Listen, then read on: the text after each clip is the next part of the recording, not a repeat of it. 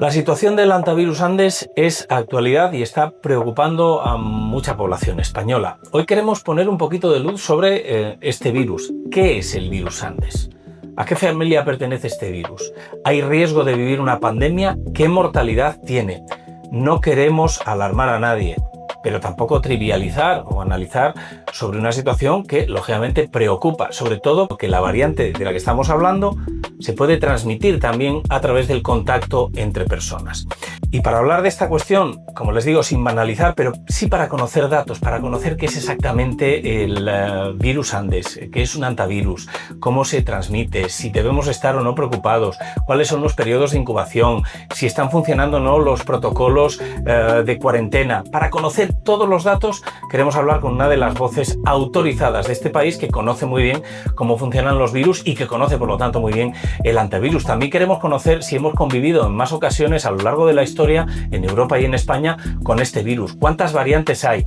Hoy nos encontramos en uno de los laboratorios de la Universidad San Pablo CEU y vamos a hablar con uno de sus virólogos, es profesor titular de microbiología. Estanislao Nistal, muchísimas gracias y gracias por atenderme. Nada, muchísimas gracias. Digo voz autorizada porque llevas muchísimos años estudiando estos bichitos que no sé si ya se definen como seres vivos o no. ¿Cuál es la calificación del...? Bueno, es una pregunta muy filosófica. No se les considera vivos en el sentido de que no son capaces de dividirse por sí mismos, necesitan al hospedador, necesitan células.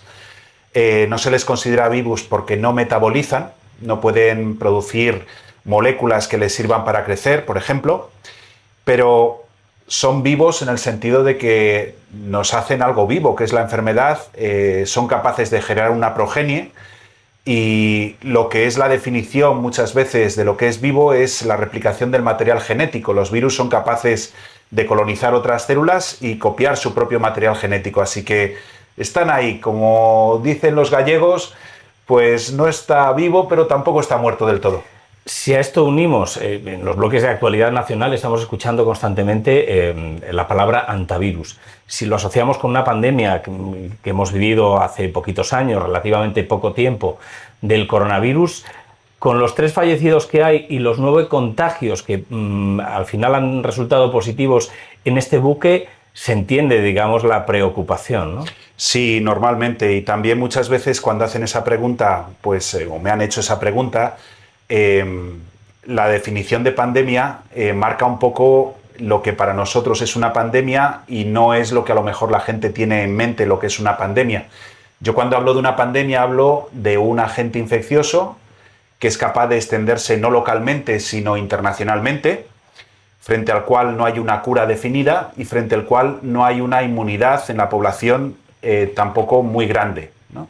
Entonces, si nos atenemos a esa definición, pues es igual de pandémico, por ejemplo, para que la gente lo entienda, el SARS coronavirus 2, como lo es también, por ejemplo, el primer SARS, que infectó en el año 2003 en el sudeste asiático, pues en torno a 1000 personas, un poco menos de 1000 personas, se extendió por el mundo, pero hoy ya casi ni nos acordamos de ese virus. Llegó a varios continentes, murieron unas cuantas personas, pero el problema se atajó rápidamente. Coincidía en alguno de sus características con lo que vamos a hablar luego del hantavirus, de este virus de los Andes, que es como se llama, pero no está dentro del imaginario común en cuanto a lo que es una pandemia, la peligrosidad que puede llegar a tener o hasta qué punto puede comprometer la vida de millones de personas en el planeta. Estanislao, vamos a ordenar ahora un poquito toda esta información y a comenzar por el principio. Estamos hablando de cifras, por ordenar un poco la información, de cifras que atañen a unas personas que viajaban en un crucero, hasta el momento 9. La primera pregunta, antes de conocer el virus, ¿ya hay constancia de si se han contagiado unas a otras o el contagio fue por roedores? Vale, el contagio inicial ha sido por roedores. Este es un virus endémico en el cono sur, asociado a unos ratoncitos de campo que se llaman los ratones de colilargos. ¿Vale? Estos ratones son exclusivos, es una especie de ratón que se da en esta zona y no son ratones que podamos encontrar en el campo, en nuestra tierra. O son distintas esta especie a otros ratones que puedan estar en América del Norte y que pueden transmitir otros hantavirus distintos. Aquí estamos hablando de este ratón concreto y de este virus concreto asociado a este ratón.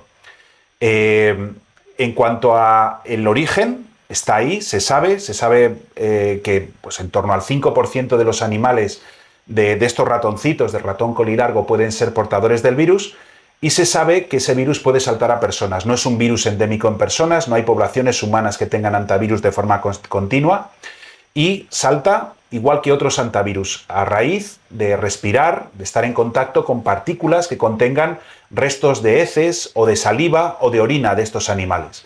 Ese contagio inicial o esa entrada de polvo, por ejemplo, que contenga ese virus producido por estos ratones, puede producir en una persona una patología de distinto tipo que vamos a ver luego más tarde, y en concreto, cuando estamos hablando de hantavirus, si nos estamos refiriendo al virus de los Andes, a este virus que infecta concretamente a estos ratones típicos del cono sur, de la pampa argentina, del bosque valdiviano, de los Andes, estamos hablando de un virus que una vez que infecta a una persona, esta persona puede transmitir el virus a otras personas.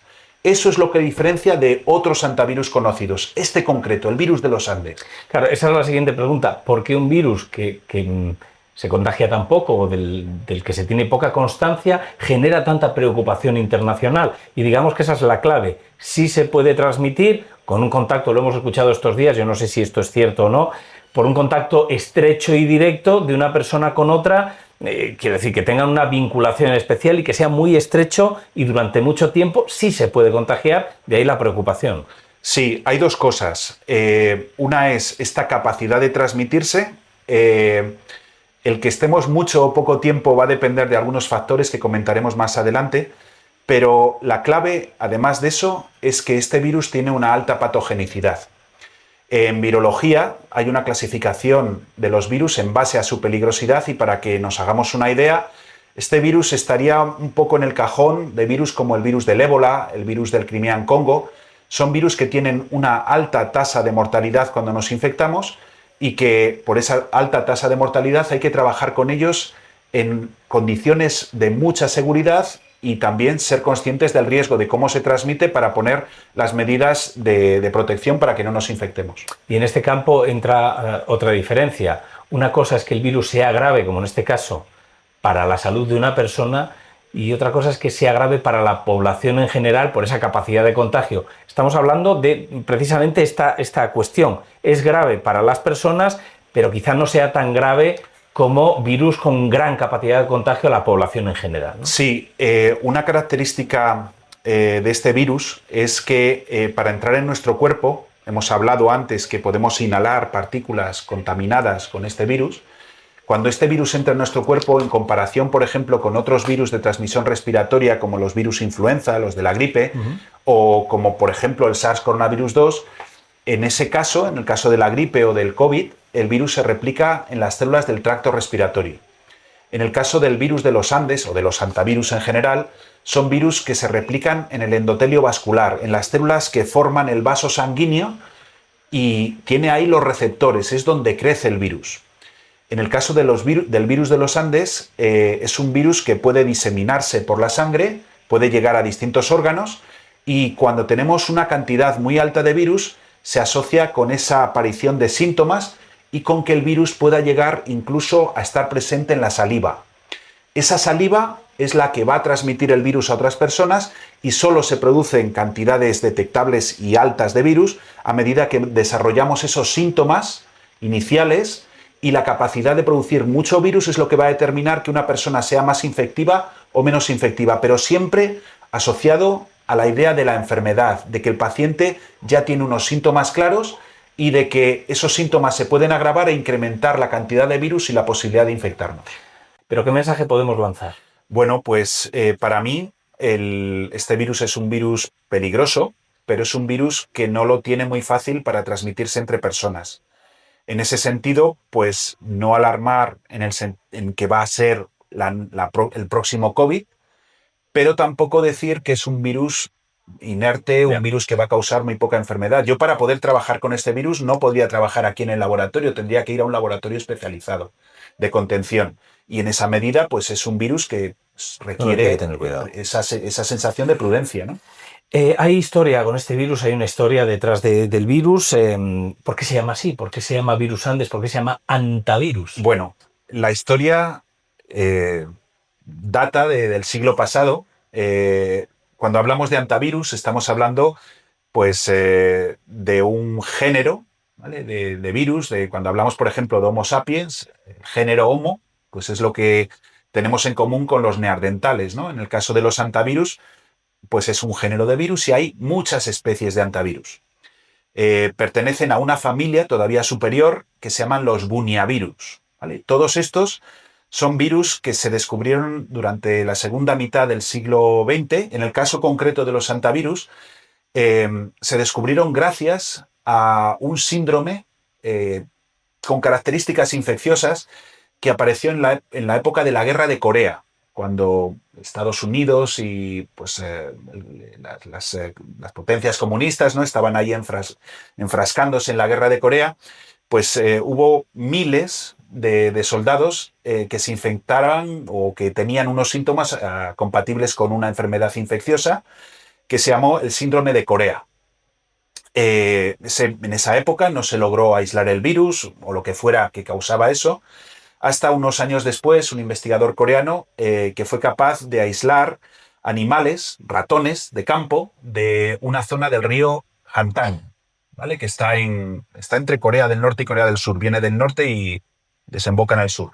Bueno, pues en ese río había unos ratones que tenían sospecha de que eran portadores de este virus, y utilizó suero de personas que habían sufrido ese síndrome de Corea y los enfrentó con tejido de estos ratones y vio que las personas tenían anticuerpos que eran capaces de detectar algo en los tejidos de estos ratones, y es donde dijo, bueno, aquí hay algo en el ratón que coincide con la respuesta que ha generado en un paciente esto que estoy viendo aquí delante.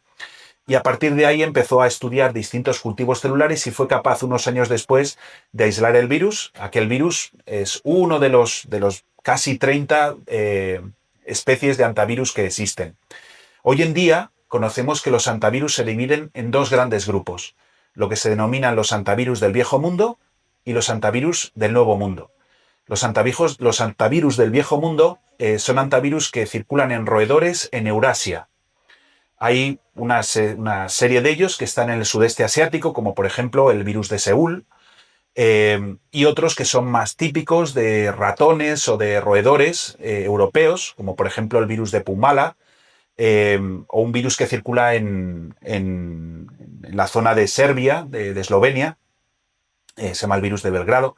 Y bueno, pues todos estos antivirus solamente se han descrito como virus zoonóticos que saltan de las heces de los ratones, se aerosolizan y los respiramos. Digamos, es lo que tienen en común quizá con el coronavirus, que se denominan virus zoonóticos porque se transmiten al hombre con un animal que hace de nexo de unión, ¿no? De transmisor, ¿no? Eso es, efectivamente.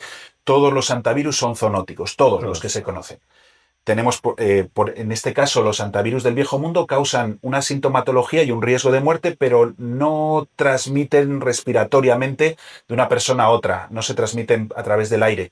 Y la patología que pueden dar es de tipo de daño de órganos internos, incluidos, por ejemplo, los riñones. ¿Qué mortalidad tienen esos virus antiguos de los Andes? De los que estamos hablando, los antivirus del viejo mundo, los de Eurasia, pues entre el 1 y el 15% de las personas.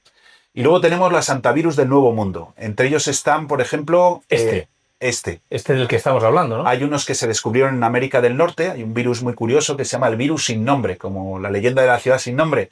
Pues hay un virus que se llama el virus sin nombre porque donde se descubrió no quisieron ponerle nombre para que no se asociara con el lugar.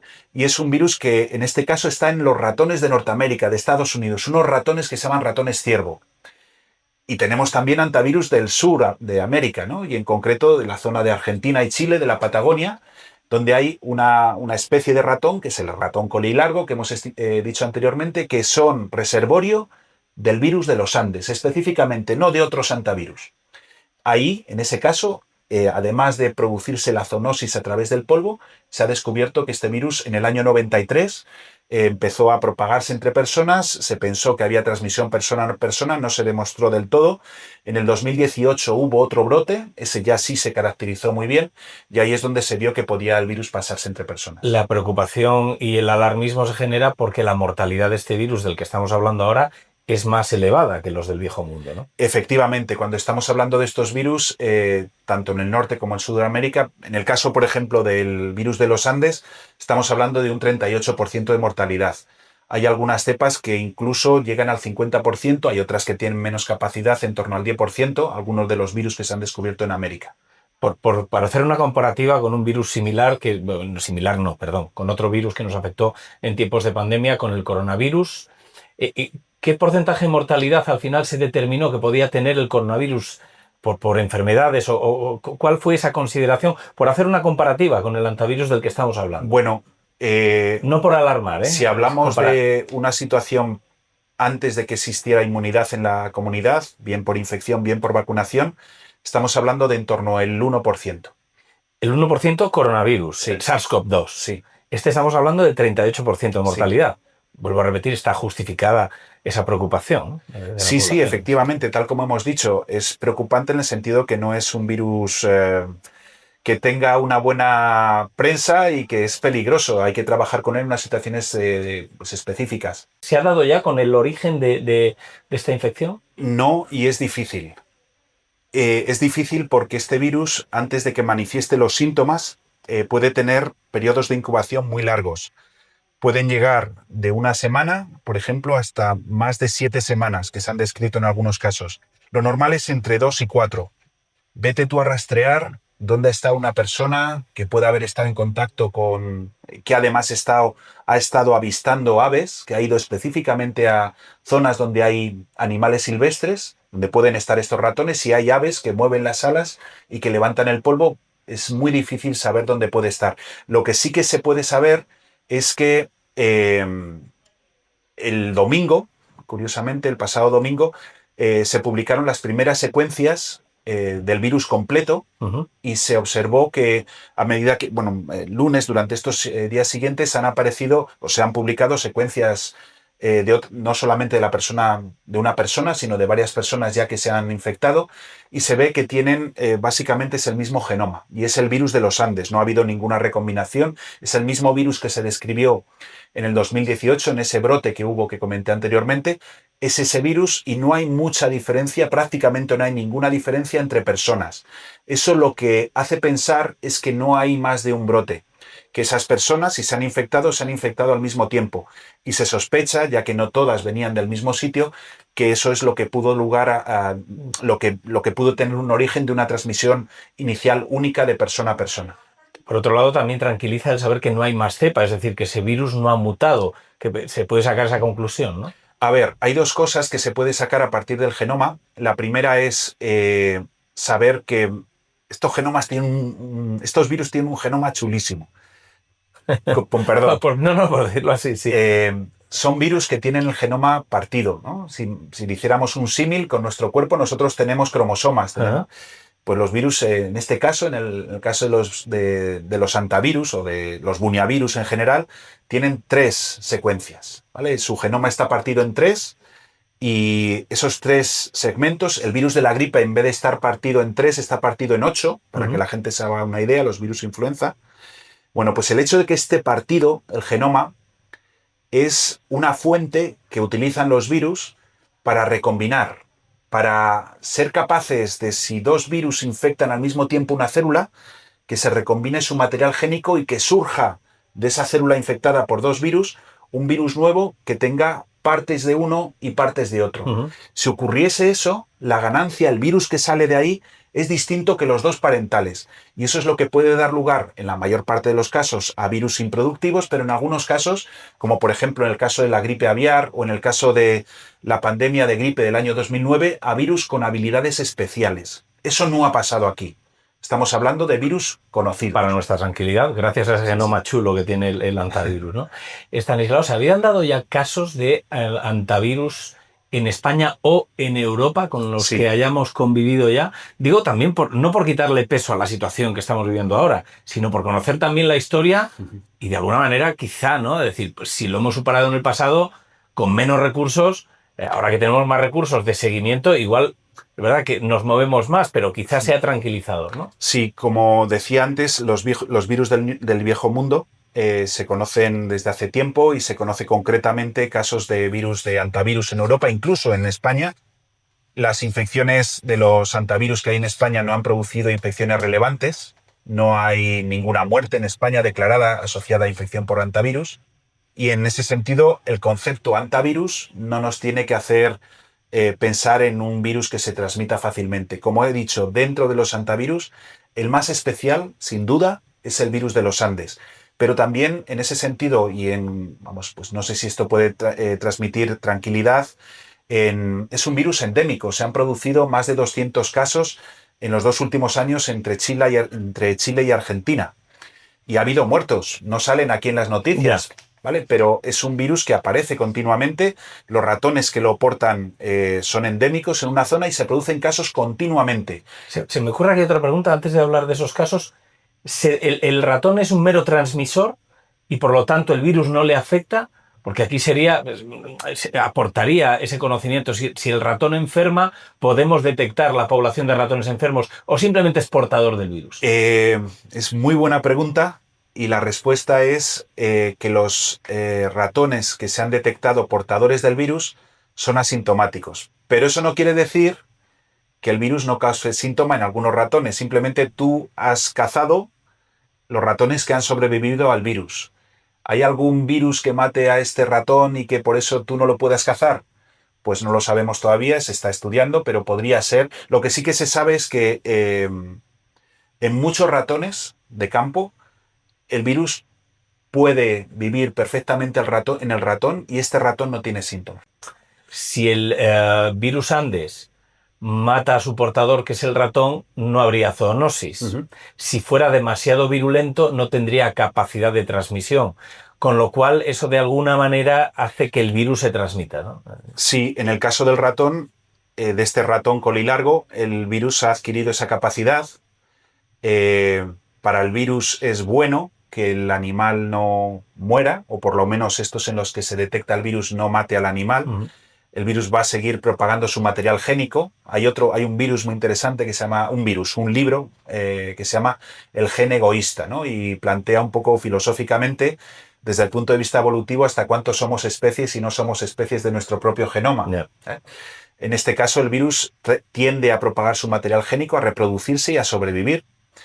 Puedes matar al hospedador y falleces o desapareces, o puedes no matar al hospedador y no causar ninguna patología, con lo cual reduces también tu capacidad de transmisión.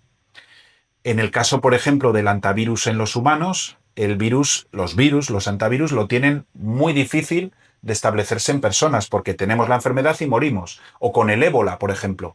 No se transmite fácilmente entre personas. Pero, por ejemplo, todos sabemos que los rinovirus o los virus respiratorios leves, los catarricos que tenemos, ¿no?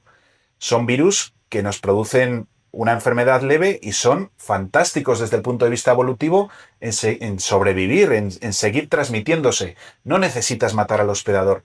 Utilizas al hospedador, en este caso el humano, para transmitirte mejor. ¿Qué importancia tiene el sistema inmune a la hora de que ese porcentaje de letalidad del virus afecte más o menos a los órganos? En este caso estamos hablando de pulmones y corazón, ¿no? Que es donde ataca en más el caso del virus de los Andes, esta variante. ¿Qué importancia tiene el sistema inmune y en términos de salud también pública, el estado saludable, obesidad y otros factores que tienen que ver con esa defensa natural del organismo? Bueno, pues en cuanto a la replicación del virus, lo que se sabe es que lo tiene más fácil, un poco igual que con el COVID, lo tiene más fácil el virus a la hora de lograr matar a una persona en personas que tienen el sistema inmune pues, más envejecido o tienen algún tipo de inmunodepresión. Pero eso no quita que una persona sana pueda desarrollar la patología severa y morir, ¿vale? Se sabe también que cuando una persona supera la enfermedad, el suero, los anticuerpos que produce, son anticuerpos con capacidad de defenderte eficientemente, de una manera muy eficiente, frente a ese virus en el futuro. De hecho, es una de las terapias que se plantean para las personas que estén infectadas para no desarrollar la enfermedad severa, el uso de sueros, por ejemplo, de personas que hayan superado la enfermedad. En este sentido, también las vacunas que se pudieran generar en el futuro, la vacuna que hay frente a uno de los antivirus en Asia, es efectiva. Se sabe que, bueno, pues en un porcentaje alto reduce la posibilidad de desarrollar la patología severa. Así que desde ese ángulo es esencial el tener un sistema inmune efectivo, sano y con capacidad de producir anticuerpos para prevenir el virus. Vamos a hablar de síntomas. ¿Cómo empieza? ¿Cuándo se empieza a complicar? Bueno, en principio la sintomatología es la misma que se han observado con otros muchos pacientes que se han infectado por este virus en el pasado. No hay nada, si por ejemplo estuviéramos hablando de una cepa, de una variante distinta a lo que se conociese, pues no estaríamos hablando de algo distinto en cuanto a sintomatología. La sintomatología es, inicialmente, como he dicho, el virus entra en nuestro cuerpo, empieza a replicar en las células del endotelio vascular, en nuestros vasos sanguíneos, y cuando empieza a proliferar de una manera que ya se detecta muy bien en sangre, puede ocurrir que una persona empiece a tener los típicos síntomas que tenemos cuando tenemos la gripe. No estoy hablando de estornudos y de toses inicialmente, estoy hablando de esa sensación como que te hubiera pasado un camión por encima, mucho cansancio, dolor de articulaciones, inicio de fiebre. En este caso también, en este virus, hay una patología gastrointestinal. Las personas pueden tener vómitos, diarrea y dolor intestinal. Esa es la sintomatología que tendríamos los primeros días, y eso coincidiría con la cantidad suficiente de virus en saliva como para transmitírselo a otra persona. Eso es fundamental para detectar que una persona está infectada. Subido de temperatura un poco y esos síntomas. Pero esos síntomas pueden controlarse, la persona se puede curar, no pasa nada.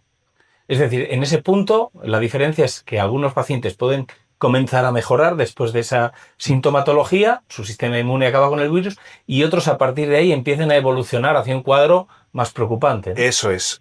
Cuando el virus continúa replicándose, en el caso del virus de los Andes, puede replicarse en los vasos sanguíneos que irrigan los pulmones, los alveolos, donde tomamos el oxígeno para meterlo en la sangre, y en el endotelio cardíaco de los vasos sanguíneos que irrigan el corazón. Una de las características que hace el virus cuando se replica es que las células del endotelio empiezan a achicarse y a abrir agujeros, puertas donde el líquido, el suero, el líquido que tenemos en el sistema circulatorio puede escaparse y baja la presión arterial. Esa presión arterial también hace que nuestros pulmones empiecen a colapsar, no tienen la fuerza suficiente como para abrirse y cerrarse continuamente, y la persona comienza a toser. Esa reacción fisiológica de tos está asociado con un agravamiento preocupante de este virus. Cuando una persona empieza a toser también, no son los primeros días, sino ya está la enfermedad avanzada, y al toser puede también transmitir al virus, incrementando la posibilidad de infectar a otras personas. Cuando estamos entrando ya en esa fase, hay que tomar alguna medida ya seria de cuidados intensivos, porque esa persona en 24 o 48 horas puede fallecer. ¿Cabe la posibilidad aquí que haya alguna persona que haya estado en contacto estrecho, directo, contagiada, que sea asintomática, a pesar de la virulencia, que pudiera ser asintomática, y qué posibilidades tiene esa persona de transmitir el virus? ¿Se puede dar esa posibilidad o es raro? Es raro, pero te voy a poner un ejemplo, Arturo. Nosotros podemos tener la misma temperatura corporal y yo puedo estar infectado, tener unas décimas de fiebre y no tengo ninguna sensación de estar enfermo. Yo puedo estar transmitiendo el virus asintomáticamente, pero realmente me ha subido la temperatura corporal. A lo mejor, en tu caso, una pequeña subida de la fiebre lo detectas rápidamente, eres mucho más sensible a la subida de la temperatura y te empiezas a poner malo, ¿vale?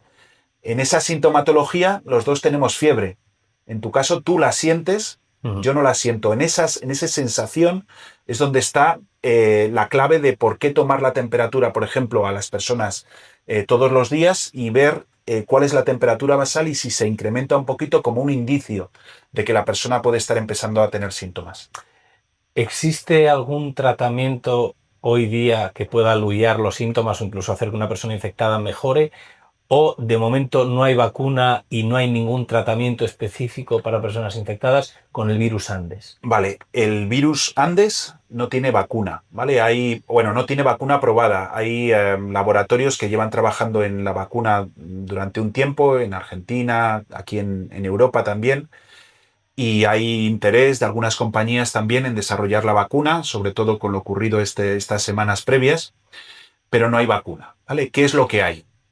Hay tratamientos que se han probado con un antiviral genérico que se llama ribavirina, y hay algunos experimentos en los que se han utilizado antivirales que funcionan frente al virus de la gripe, pero que nunca se han llegado a usar ni en modelos animales ni en modelos ya de personas, ¿vale?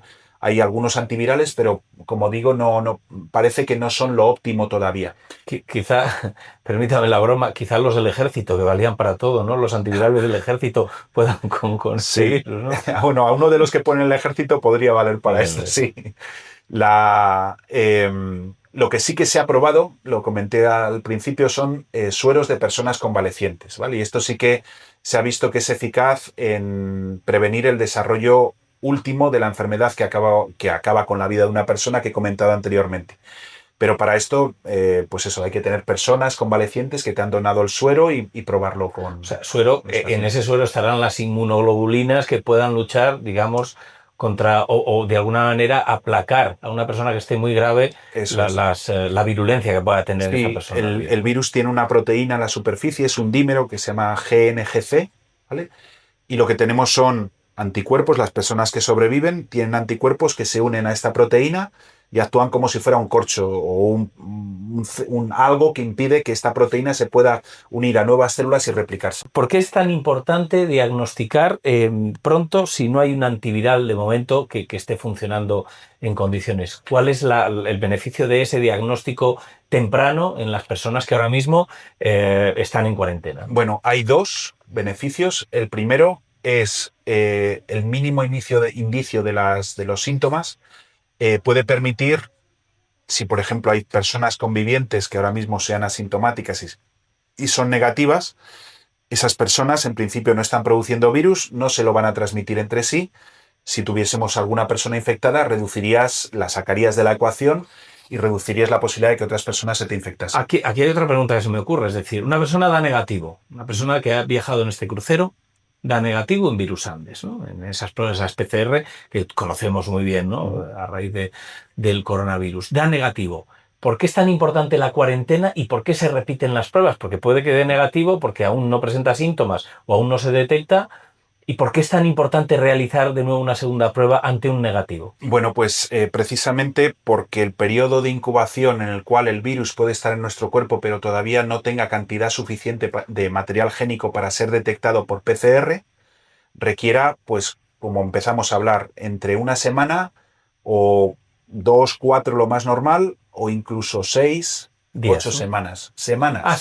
Semanas. O sea, Estamos hablando de esta semanas. variante virus Andes necesita mínimo una semana para empezar a mostrar los síntomas y a ser positivo en una PCR, ¿no? Sí, y también si volvemos a lo que he contado anteriormente, la PCR más sensible, donde primero vas a detectar la presencia de material génico del virus, es en la sangre. Inicialmente es la sangre. En la sangre, a no ser que donases sangre o intercambiases sangre con una persona, no vas a transmitirle el virus a otra persona, pero sabes que eres positivo. Cuando el virus replica todavía más, va a haber más señal de PCR, vamos a tener la famosa carga de material génico del virus más alta, puede aparecer en saliva. Cuando aparece en saliva, si haces también el test de saliva, es cuando sabes que la persona lo está transmitiendo. Los protocolos que se están manteniendo ahora mismo de cuarentena rondan los 42 días, tengo entendido. ¿Es suficiente? Depende de qué virus, de qué país y de cómo se esté haciendo esto, pues hay gente que dice que en 42 días es suficiente, pero como digo, hay algunas evidencias de que en algunas personas esto puede aparecer todavía más tarde, unas hasta 6, 7 semanas. ¿Sería, por lo tanto, prudente aumentar ese periodo de cuarentena con esto que estamos viviendo en la actualidad? Bueno, por lo menos de vigilancia. Hemos dicho anteriormente que una persona que es negativa no va a transmitir el virus, no sabes todavía si lo tiene, no va a infectar a nadie, pero se puede hacer de tal manera que sí que se le pueda monitorizar a una persona continuamente, esté encerrada o no esté encerrada, y saber, pues cada vez hay menos riesgo, evidentemente, pero sí tenerla controlada de alguna manera para prever si pueda estar desarrollando el virus. Con los mecanismos de control que se están activando ahora mismo, Stanislao, lo que estamos viviendo en la actualidad, estos protocolos además de cuarentena, ¿cuál es el riesgo real de que esto se pueda extender o que se quede en estas primeras semanas de contagio y dentro de 2 meses ya no sepamos nada, ¿no? Del antivirus? Riesgo real para España y por lo tanto para Europa. Bueno, yo diría que es bajo si se sigue controlando la situación, si se identifica a las personas sintomáticas, si se hace un corte en lo que es la cadena de transmisión del virus, el riesgo es bajo. Pero prudencia, hay que ser conscientes del riesgo y ser conscientes de que tenemos que evitar esas cadenas de contagio para que no haya ningún otro problema.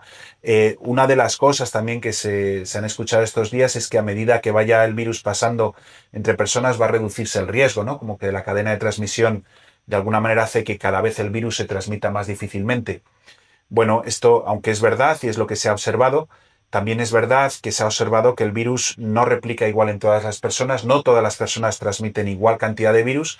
Está el evento de los que se llaman superpropagadores, y lo que vamos reduciendo es la capacidad del virus de encontrar nuevos superpropagadores, ¿vale? En ese sentido, controlando, monitorizando, aislando la cadena de transmisión, este problema se debería de controlar perfectamente en 2 meses. De momento se está controlando, pero hemos visto imágenes preocupantes de una persona que bajaba de un autobús con un equipo de protección, con un EPI, y que, incumpliendo cualquiera de los protocolos que se le había advertido, tira esos EPIs, esos equipos de seguridad, en una basura. ¿Esto puede ser alarmante o preocupante o hay muy bajo riesgo de que con un EPI se pueda transmitir?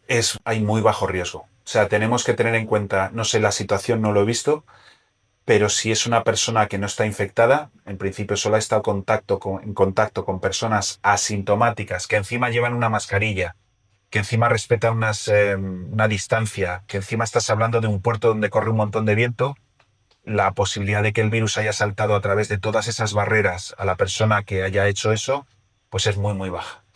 ¿Cree que la palabra virus, con lo que estamos viviendo, coronavirus, a modo quiero decir, de algo totalmente subjetivo, en su opinión, ha disparado la preocupación de la población en general? Hablamos de un coronavirus primero, el SARS-CoV-2, ahora del virus Andes. ¿Cree que el término virus, la palabra virus, ha disparado las alarmas, digamos, de la inquietud de la población en general? Hombre, es evidente que cada vez que últimamente pronuncias la palabra de virus ya te viene a la mente, ¿no? Instintivamente toda la pandemia, pero también tenemos que ser conscientes de que históricamente esto no es algo nuevo. La gripe de 1918, por ejemplo, pues supuso algo dramático socialmente a nivel mundial. No estamos hablando de creación de institutos de investigación. La investigación en Estados Unidos sufrió un cambio grandísimo a raíz de la gripe de 1918. Hablamos de la que denominan gripe española. De la gripe de 1918, que por primera vez se identificó aquí en España, ¿vale? Fuimos el primer país capaz de detectarla, a pesar de que otros países lo ocultaban. En España se detectó por primera vez, y en ese sentido pues tenemos que tener el orgullo, o como lo quiera ver la gente, de que lleve nuestro nombre, ¿no? De que lleve nuestro nombre, porque se identificó aquí por primera vez, a pesar de que los dos bandos de la guerra, de la Primera Guerra Mundial, estaban de virus hasta las cejas. Stanislao, ¿qué papel juega en este caso los medios de comunicación? Digo, en las dos vertientes. Aquellos que lo banalizan, que los hay, y aquellos que son tremendamente alarmistas, que también hay estas dos vertientes ahora mismo. ¿Qué papel juegan los medios de comunicación y también la comunidad científica a la hora de divulgar en estos medios de comunicación? Bueno, yo creo que es fundamental el hecho del conocimiento en sí, ¿vale? Y es un poco cuando colaboramos con vosotros, para mí es pues importante notar que la gente entiende cuando le estás hablando de algo que es importante para ellos, creo que es importante para ellos, y que no se esté hablando de cualquier cosa, de cualquier manera, sin ningún conocimiento. El conocimiento es importante. Otra cosa es cómo manejas el conocimiento. Y si ese conocimiento va asociado pues a un miedo visceral, a una reacción humana totalmente comprensible, y a cómo explotas esa sensación de miedo por otras razones, ¿vale? Y que yo ahí no entro. Pero el conocimiento en sí, la pureza del conocimiento, pues es la base del motor social y del desarrollo, ¿vale? Por ejemplo, últimamente se habla mucho de pues, que tenemos que tener un ejército más preparado. Todo el mundo rápidamente piensa en tanques, en aviones y en tener un armamento más potente. Y no pensamos en que los virus es un ejército silencioso de agentes infecciosos, también muy peligrosos, y que tenemos que tener una preparación para combatirlos. No nos vale con que nos venga Donald Trump asustando, ¿no? Y nuestra sociedad tiene que entender que es necesario, es parte de nuestra vida, ¿no? No podemos dar la espalda y decir, ya pasó el COVID, aquí me están metiendo miedo, o esto de las vacunas, me están inventando una historia para que me ponga esto y me controlen. No se trata de eso, se trata de estar preparados ante el riesgo y tener un riesgo que puedas asumir socialmente y que puedas controlar, que no te fastidie la vida, como nos pasó con el COVID. Con este brote de virus Andes, de antivirus, estamos ante una alerta sanitaria por tranquilidad de la población en general. Quiero decir, ¿se puede quedar todo en una alerta sanitaria que pase sin más o puede ser algo pandémico en el futuro? Este antivirus, igual que otros virus que están circulando en animales silvestres, recordamos la gripe de aviar, por ejemplo, suponen un riesgo potencial siempre.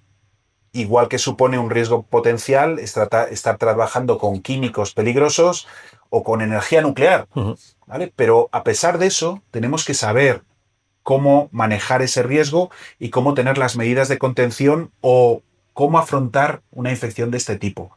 ¿Puede producirse? Claro que puede producirse. ¿Cómo estás preparado? Pues mejor, peor. Mi sociedad sabe de lo que estamos hablando, sabe el riesgo, sabe afrontar el riesgo y esa sensación de cómo, con cabeza, cómo poder parar todo esto, pues es parte de la educación, de la divulgación que estáis haciendo y del conocimiento de la sociedad. ¿Estamos preparados y lo estamos haciendo bien para convivir con este tipo de noticias sin generar, no precaución, sino alertas y alarmismos que nos hagan perder un poquito la cabeza? ¿Estamos preparados para este tipo de noticias a tenor de lo que estamos viviendo, de la actualidad?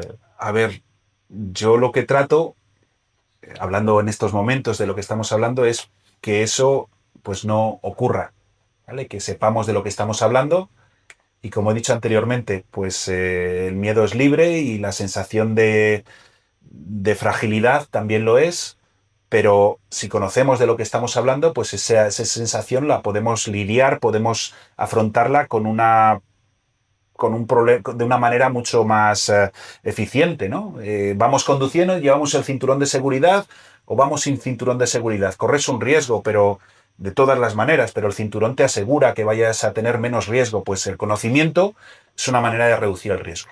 Bueno, importante también la divulgación de este conocimiento, que a ustedes los científicos no les aporta gran cosa, pero sí a la población en general. Yo crearía un ejército, pero un ejército de científicos que trabajan en el laboratorio, de ahí la importancia también de la ciencia y del proceso y del estudio, a la que quizá no le damos tanta importancia, pero detrás de la cual se encuentra muchas veces esa prevención o esa tranquilidad de la población en general, detrás de ese trabajo que no se ve, ese trabajo callado que ustedes hacen en un laboratorio como este, ¿no? A ver, a mí no me reporta nada, te lo digo de corazón, económicamente, que es muchas veces lo que la gente tiene en la cabeza, no me reporta económicamente esto nada. Pero sí me reporta, por ejemplo, el hecho de que yo sepa que la financiación pública que recibo, el Estado, yo concurso a proyectos y financia parte de mi investigación. Sé que yo a la sociedad le tengo que devolver algo. A mí me están pagando por hacer algo, pero yo también tengo que decirles, miren, que lo que estoy haciendo, yo he hecho esto con esto que me han dado. Tiene una utilidad, que ustedes sepan que esto para ustedes tiene una utilidad también. Claro, la sociedad tiene que ser consciente de eso que se está haciendo, ¿no?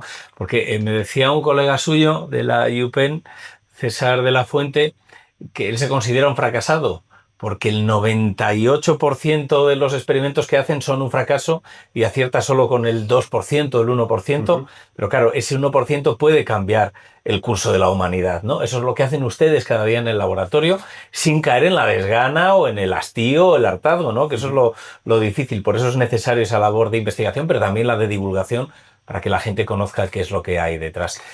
Estanislao Nistal, muchísimas gracias por habernos dado estas puntualizaciones, sobre todo para conocer qué es exactamente este hantavirus. Queremos explicar sin alarmar, pero tampoco con el afán de tranquilizar. Lo que no queremos es banalizar sobre un tema que se ha convertido en actualidad y que para muchas personas de este país, incluso de toda Europa, puede ser preocupante. Muchísimas gracias por habernoslo explicado en esta entrevista. Muchas gracias a ustedes. Gracias. Y nos quedamos con varias ideas de resumen de esta entrevista. Primera, el hantavirus no es un virus nuevo. Es una familia de virus ya conocida de hace décadas. El virus Andes es una variante especialmente peligrosa porque puede causar enfermedad grave a algunas personas, a diferencia de otros. Tiene documentada además la transmisión de persona a persona. Digo por resumir. Tercera, esa transmisión no es compatible o no es comparable con la del SARS-CoV-2, es decir, hay poca probabilidad de que esto sea un problema de pandemia a nivel global. Nos quedamos también con eso. Y la cuarta, que los análisis indican que no estamos ante una variante nueva, que eso es tranquilizador, por lo menos para la población, sino que se trata de una variante ya conocida. Y con este primer programa, Estanislao, además con usted, contigo, Estanislao, estrenamos este canal de YouTube que espero que se consolide en el tiempo y para el que pido a los que nos han escuchado pues que se suscriban y que lo sigan. Está arrancando Comunicart, dentro de Comunicart está esta sección de divulgar y tendremos como Estanislao, pues gente de ciencia que va a arrojar mucha luz sobre temas de actualidad o temas que nos preocupen. Estanislao, muchísimas gracias. Gracias. Y si les ha gustado, pues darle al suscribirse, darle al like.